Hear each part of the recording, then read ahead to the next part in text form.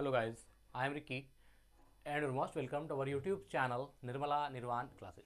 हम लोग केमिस्ट्री देख रहे हैं और केमिस्ट्री में जो टॉपिक आज चलने वाला है वो है रासायनिक बंधन या केमिकल बॉन्डिंग क्या है, इसको आज हम लोग बेहतरीन ढंग समझेंगे। तो चलिए शुरू करते हैं आज की वीडियो को। रासायनिक बंधन क्या है या केमिकल बॉन्डिंग क्या है, इसको हम लोगों ने पढ़ लिया है। आज हम पढ़ने वाले हैं कि केमिकल बॉन्डिंग के टाइप्स कितने हैं या ये कितने प्रकार के होते हैं, है ना। मतलब कि रासायनिक बंधन के प्रकार। तो रासायनिक बंधन मुख्यतः 3 प्रकार के होते हैं। रासायनिक बंधन जो केमिकल बॉन्डिंग है ये मुख्यतः 3 प्रकार के होते हैं और उसको देखेंगे हम लोग। जो 3 प्रकार के केमिकल बॉन्डिंग है उसमें सबसे पहला है ना, वैद्युत संयोजक बंधन। वैद्युत संयोजक बंधन या इसी का दूसरा नाम है आयनिक बंधन। या तो आप आयनिक बंधन बोल लीजिए या फिर वैद्युत संयोजक बंधन बोलिए, दोनों एक ही चीज है। और इसी को इंग्लिश में बोलते हैं इलेक्ट्रोवायलेंट बॉन्ड। इसको जो 3 प्रकार हुआ उसमें पहला प्रकार जो विद्युत संयोजक बंधन है इसी का नाम है आयनिक बंधन और इसी को इलेक्ट्रोवायलेंट या है ना आयनिक बॉन्ड, इलेक्ट्रोवायलेंट बॉन्ड या आयनिक बॉन्ड बोलते हैं। या तो इलेक्ट्रोवायलेंट बॉन्ड कहिए या आयनिक बॉन्ड कहिए, वो वैद्युत संयोजक बंधन या आयनिक बंधन का ही नाम है और दोनों एक ही चीज हो गया। तो ये रासायनिक बंधन के प्रथम प्रकार हुए। और जो रासायनिक बंधन के दूसरा टाइप्स है, दूसरे प्रकार हैं, वो है सहसंयोजक बंधन। सहसंयोजक बंधन मतलब कोवैलेंट बॉन्ड, है ना। सहसंयोजक बंधन मतलब कोवैलेंट बॉन्ड। यह जो है दूसरा प्रकार है रासायनिक बंधन का, जिसको हम लोग सहसंयोजक बंधन या कोवैलेंट बॉन्ड कहते हैं। और जो तीसरा टाइप्स है वो है आपका उप सहसंयोजक बंधन। जो उप सहसंयोजक बंधन है इसको कोऑर्डिनेट बॉन्ड बोलते हैं। क्या बोलते हैं? Coordinate bond. इसको क्या बोलते हैं? Coordinate bond. हमें उम्मीद है कि इसको आपने 11th-12th में जो है केमिस्ट्री आपने क्लास किया है तो उसमें आपने इसी को पढ़ा होगा, लेकिन उतना याद नहीं रहता हम लोगों को, समय के साथ वो भूल जाते हैं हम। तो उप सहसंयोजक बंधन जो कोऑर्डिनेट बॉन्ड है, ये 3 प्रकार के रासायनिक बंधन है। इनमें से तीनों को देखेंगे। सबसे पहला बारी जो है वैद्युत संयोजक बंधन या आयनिक बंधन का। सबसे पहले हम लोग इसको देखेंगे कि वैद्युत संयोजक बंधन या आयनिक बंधन क्या है ना। वैद्युत संयोजक बंधन या आयनिक बंधन क्या है इसको समझते हैं। क्या है डेफिनेशन? जब एक परमाणु से दूसरे परमाणु में, एक परमाणु से दूसरे परमाणु में इलेक्ट्रॉनों के, है ना, इलेक्ट्रॉनों के स्थानांतरण होने से उन दोनों परमाणुओं के बीच, उन दोनों परमाणुओं के बीच बंधन बनता है, तो उसे वैद्युत संयोजक बंधन कहते हैं। एकदम साफ सुथरा परिभाषा है, कहीं कुछ नहीं है। वैद्युत संयोजक बंधन या आयनिक बंधन क्या है? जब एक परमाणु से दूसरे परमाणु में, एक परमाणु से दूसरे परमाणु में इलेक्ट्रॉनों का स्थानांतरण हो। क्या हो? इलेक्ट्रॉन का स्थानांतरण हो। एक परमाणु से दूसरे परमाणु में इलेक्ट्रॉनों का स्थानांतरण होने से उन दोनों परमाणुओं के बीच बंधन बनता है। जब एक परमाणु से दूसरे परमाणु में इलेक्ट्रॉन का बंधन, इलेक्ट्रॉन का स्थानांतरण होता है, इलेक्ट्रॉन जब एक परमाणु से दूसरे परमाणु में और दूसरे परमाणु का इलेक्ट्रॉन पहले परमाणु में इस तरह से जब आता है तो वहां पर क्या होता है? इलेक्ट्रॉन के स्थानांतरण होने से एक बंधन, उन दोनों परमाणुओं के बीच एक बंधन बनता है, एक बॉन्डिंग बनता है। और उसी बॉन्डिंग को क्या बोलते हैं?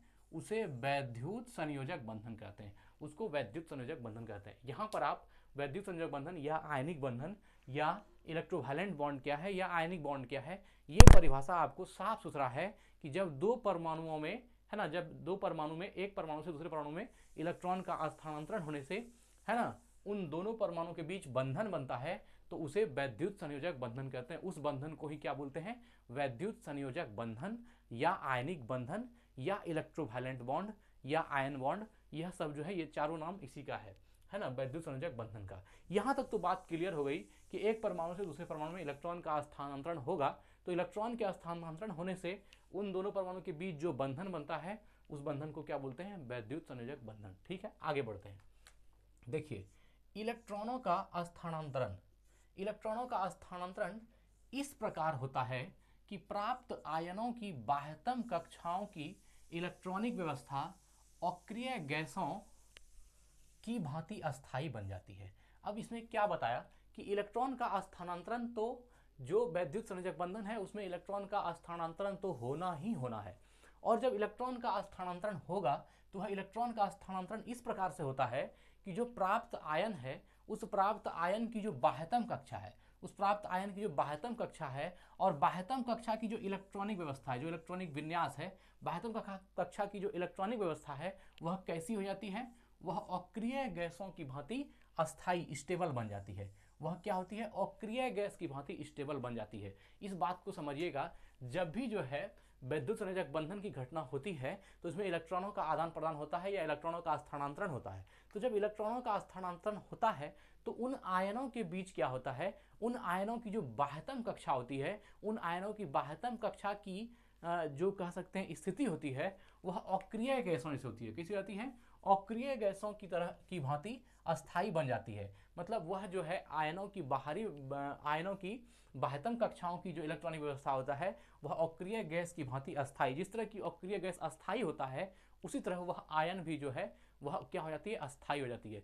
कौन सी आयन? जब दो आयन मिलता है और मिल करके वैद्युत संयोजक बंधन के द्वारा जुड़ता है तो उसके बाद जो आयनों की बाहरी कक्षा की व्यवस्था होती है, इलेक्ट्रॉनिक व्यवस्था होती है, वह अक्रिय गैस की व्यवस्था की जैसी हो जाती है। जिस तरह की अक्रिय गैस अर्थात इनर्ट गैस जिस तरह से कि अस्थाई हो जाती है, उसी तरह से वह आयन भी यौगिक बना के क्या हो जाती है? अस्थाई हो जाती है।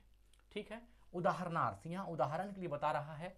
उदाहरणार्थ सोडियम क्लोराइड जो NaCl है, सोडियम क्लोराइड का बनना, सोडियम और क्लोरीन परमाणुओं की इलेक्ट्रॉनिक व्यवस्थाएं, सोडियम और क्लोरीन परमाणुओं की इलेक्ट्रॉनिक व्यवस्थाएं इस प्रकार होती है। अब यहाँ पर दिखाया गया है कि सोडियम परमाणु जो है उसका इलेक्ट्रॉनिक व्यवस्था कैसा है। तो ये सोडियम है, सोडियम का एटॉमिक नंबर 11 होता है। तो जब इसकी कक्षाओं में इलेक्ट्रॉन सजाएंगे तो पहले कक्षा में 2, फिर 8 और फिर 1 इलेक्ट्रॉन होगा। फिर जब क्लोरीन को सजाएंगे तो सेम ऐसा ही, पहले कक्षा में 2, फिर 8 और फिर 7 इलेक्ट्रॉन होगा, है ना। अगर सोडियम के करीब से देखेंगे तो सोडियम के करीब का जो इनर्ट गैस होगा वो होगा नियॉन, है ना, Ne नियॉन, जिसका एटॉमिक नंबर 10 होता है। ये नियॉन जैसी होगी। और अगर क्लोरीन के आसपास का कोई भी इनर्ट गैस हम उठाएंगे तो यह आर्गन जैसा हो जाएगा, जिसकी एटॉमिक नंबर होती है 18, है ना।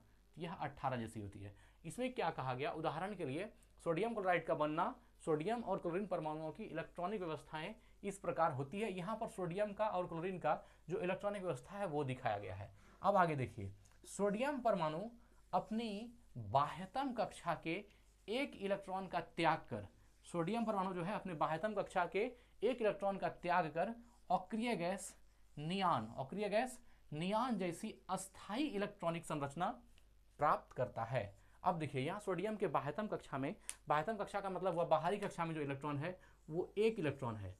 तो सोडियम क्या करेगा? इस एक इलेक्ट्रॉन का त्याग कर देगा और एक इलेक्ट्रॉन का त्याग करके ये कैसी संरचना बना लेगी? तो नियॉन जैसी। नियॉन की जो एटॉमिक व्यवस्था होती है इसको आप देखेंगे तो यह होता है 2 और 8, 8 2 10, इस तरह की व्यवस्था होती है। जब सोडियम भी अपना एक इलेक्ट्रॉन किसी को डोनेट कर देगा तो इसकी व्यवस्था कैसी हो जाएगी? नियॉन जैसी हो जाएगी। ये जो है नियॉन जैसा हो जाएगा, अपने करीबी अक्रिय गैस जैसी हो जाएगी। अब यहाँ पर क्लोरीन है तो क्लोरीन में अगर यह एक इलेक्ट्रॉन को गेन करता है ना, तो यह किस तरह से हो जाएगा? तो यह हो जाएगा 2 8 8। यह जो क्लोरीन है ये अगर कहीं से जिस कंपाउंड के साथ रिएक्शन करेगा, जिस अलग दूसरे आयन के साथ रिएक्शन करेगा और विद्युत संयोजक बंधन के साथ जुड़ेगा तो यह एक इलेक्ट्रॉन उसका अपने तरफ खींचेगा और इसकी संरचना हो जाएगी 2 8 7 से 2 8 8 जैसी। तो यहाँ पर आप देखिए आर्गन की भी जो संरचना है उसमें भी बाह्यतम कक्षा में 8 इलेक्ट्रॉन है, 8 2 10 8 18। यह जो है ऑर्गन जैसी संरचना प्राप्त कर लेगा। कौन? क्लोरीन। जब यह दूसरे किसी भी एलिमेंट से रिएक्शन करेगा उसके इलेक्ट्रॉन को ग्रहण करेगा, उसके बाद यह ऑर्गन जैसी व्यवस्था में आ जाएगा।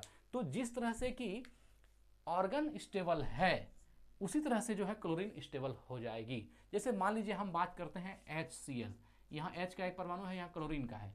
क्लोरीन के बाह्यतम कक्षा में जो है ना 2 2 4 2 6 एक 7 इलेक्ट्रॉन होता है। अगर ये क्लोरीन एक हाइड्रोजन से प्राप्त कर लिया तो अब क्लोरीन का ऑक्टेट पूरा हो गया और क्लोरीन की जो अगर क्लोरीन के नेचर की बात करें तो इसके बाह्यतम कक्षा में 8 इलेक्ट्रॉन हो जाएगा और इसकी संरचना ऑर्गन जैसी हो जाएगी। मतलब यह भी जो है स्टेबल हो जाएगा। हाइड्रोजन को भी 2 इलेक्ट्रॉन चाहिए तो यह एक इलेक्ट्रॉन जो है क्लोरीन का यहाँ से ले लेगा और अब हाइड्रोजन भी जो है स्टेबल हो गया और यह जो है हीलियम जैसी संरचना प्राप्त कर लेगा, अपने निकटस्थ अक्रिय गैस जैसी स्थिति अर्थात अस्थाई हो जाएगा। कहने का मतलब यह है कि जो भी इलेक्ट्रॉनिक व्यवस्था प्राप्त होगी वह जो भी एलिमेंट दूसरे से इलेक्ट्रॉन ले करके वह अक्रिय गैस जैसी जो अवस्था बनाएगी वह अपने निकटस्थ अक्रिय जैसी अवस्था बनाएगी और क्या होगी? वह अपने निकटस्थ अक्रिय गैस की भांति अस्थाई हो जाएगी, स्टेबल हो जाएगी। कहने का मतलब ये है। तो यहाँ पर ये क्लोरीन जो है 2 2 4 2 6 एक 7 इलेक्ट्रॉन था, एक लेके यह क्या हो गया, स्टेबल हो गया। और क्लोरीन कैसा स्टेबल हो गया, ऐसा हो गया जैसा नियान है ना, जैसा नियान स्टेबल है वैसे ही क्लोरीन जो है इससे लेकर के स्टेबल हो गया, यही बात कही जा रही है। इसी तरह सोडियम जो है, जैसे मान लीजिए NaCl की ही बात कर रहे हैं, या NaCl, तो Na+ और Cl- ऐसा होता है। अगर आप इसको एडजस्ट करिएगा तो इसका 11 होता है ना, 72, इसका जो है 72 कक्षा में 1 इलेक्ट्रॉन होता है। तो अगर इसको आप और क्लोरीन को भी एडजस्ट करिएगा तो यहाँ से क्या होगा, यह जो है NaCl की जब संरचना बनेगी तो इसका भी ऑक्टेट पूरा हो जाएगा और इसका भी जो है नियान जैसा ऑक्टेट पूरा हो जाएगा। यह हो जाएगा नियान जैसा, क्योंकि सोडियम का करीबी अक्रिय गैस कौन है, नियान है। ये नियान की तरह हो जाएगा और क्लोरीन जो है ऑर्गन की तरह हो जाएगा, है ना। तो यह जो है इस तरह हो जाएगा। और साथ ही क्या होगा, इसका जो बाह्यतम कक्षा की जो इलेक्ट्रॉन होगी वह नियान जैसी हो जाएगी और इसकी जो है वो ऑर्गन जैसी हो जाएगी। और यह भी अस्थाई हो जाएगा ऑर्गन की तरह और यह अस्थाई हो जाएगा नियान की तरह। यही बात को यहाँ कहा गया। सोडियम परमाणु अपनी बाह्यतम कक्षा के एक इलेक्ट्रॉन का त्याग कर अक्रिय गैस नियान जैसी अस्थाई इलेक्ट्रॉनिक संरचना प्राप्त करता है। ठीक है। क्लोरीन परमाणु एक इलेक्ट्रॉन प्राप्त कर अक्रिय गैस ऑर्गन जैसी अस्थाई इलेक्ट्रॉनिक संरचना प्राप्त करता है। यह ऑर्गन जैसी जो है अस्थाई इलेक्ट्रॉनिक संरचना प्राप्त करती है। कौन, क्लोरीन। अब Na+ और Cl- आयनों पर विपरीत आवेशों की उपस्थिति के कारण ये दोनों आयन स्थिर वैद्युत आकर्षण बल, इसको बोलते हैं इलेक्ट्रोस्टैटिक, है ना, इलेक्ट्रोस्टैटिक फोर्स ऑफ अट्रैक्शन, अर्थात स्थिर वैद्युत आकर्षण बल द्वारा परस्पर जुड़कर सोडियम क्लोराइड Na+ Cl- या NaCl बनाते हैं। अब ये क्या करेगा, सोडियम क्लोराइड बना देगा। कौन, Na+ और Cl- बन के, क्योंकि यह दोनों जो Na+ और Cl- जो है यह दोनों विपरीत आवेश के आयन हैं और ये विपरीत आवेश के आयन, है ना, विपरीत आवेशों की उपस्थिति के कारण ये दोनों आयन स्थिर वैद्युत आकर्षण बल अर्थात इलेक्ट्रोस्टैटिक फोर्स ऑफ अट्रैक्शन द्वारा परस्पर जुड़कर सोडियम क्लोराइड NaCl- या NaCl बनाते हैं। Na+Cl- या NaCl बनाते हैं। तो इस तरह से क्या होगा, NaCl बन जाएगा। और जो यह यौगिक है इसमें जो क्लोरीन और सोडियम की जो बाह्यतम कक्षा की स्थिति होगी वह सोडियम की कैसी होगी, नियान जैसी, और क्लोरीन की हो जाएगी ऑर्गन जैसी या नियान जैसी। कहने का मतलब क्या है कि वह अस्थाई हो जाएगा ऑर्गन की तरह, या फिर सोडियम जो है अस्थाई हो जाएगा नियान की तरह। जिस तरह नियान की बाह्यतम कक्षा में ऑक्टेट पूरा है, 8 इलेक्ट्रॉन फुलफिल है, वैसे ही सोडियम की बाह्यतम कक्षा में इलेक्ट्रॉन फुलफिल हो जाएगा और क्लोरीन की भी स्थिति ऑर्गन जैसी हो जाएगी। जिस तरह ऑर्गन में 2 8 8 और बाह्यतम कक्षा में 8 इलेक्ट्रॉन अर्थात ऑक्टेट पूरा है, वैसा ही ऑक्टेट पूरा हो जाएगा किसकी, ये हो जाएगी क्लोरीन की, और वह क्या हो जाएगा, अस्थाई हो जाएगा ऑर्गन की तरह। यह NaCl का निर्माण होने के बाद होगा। तो ठीक है, आज जो है हम लोगों ने रासायनिक बंधन में हम लोगों ने वैद्युत संयोजक बंधन को या आयनिक बंधन या इलेक्ट्रोवैलेंट बॉन्ड या आयनिक बॉन्ड को देखा। अब अगली वीडियो में मिलते हैं। ठीक है, आज यही वीडियो को एंड करते हैं। धन्यवाद, स्वस्थ रहें, अपना ख्याल रखें। जय हिंद, जय भारत।